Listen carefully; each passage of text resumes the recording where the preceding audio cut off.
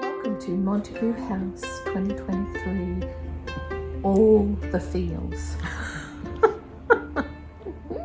We wanted to talk about blood cost or blood price, terms that we use a lot at Montague House 2023, and we do use them interchangeably. So it's this whole lifespan of a product from its birth to its death that needs to be considered to reduce the impacts of that product and on the planet, on the biosphere, and on life as we know it. A new thing has a lot of embedded energy in it, in fossil fuels and materials that are mined, resources that are stripped from the planet and the biosphere, and there's a lot of damage and a lot of violence inherent in especially in our globalized supply chains. Yeah, and so when we can gather something that's actually secondhand, I'm not having to pay that blood price. I know that I'm continuing to give something life, and I'm making its value more.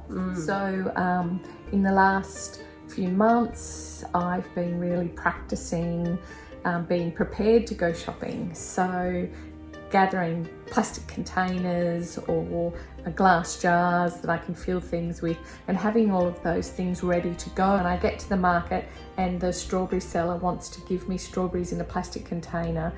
I can say, actually, I've got my own plastic container, you can keep that to use another time.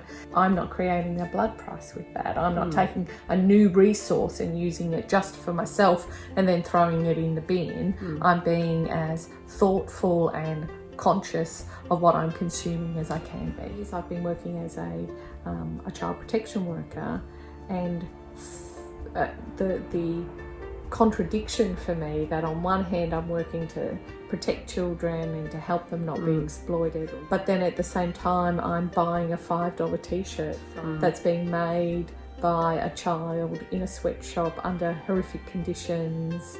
That to me seemed so contradictory.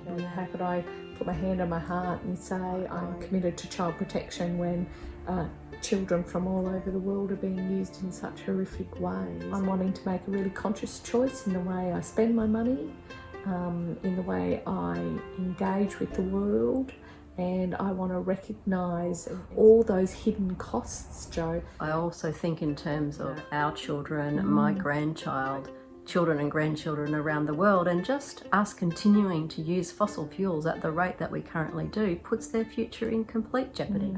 Everything that we need is right here. We don't actually have to be making more. We could just be utilising what already exists. Yeah, that's what we mean when we talk about the blood cost, because that's at the forefront of our minds as we head towards fossil fuel free by 2023. Awesome.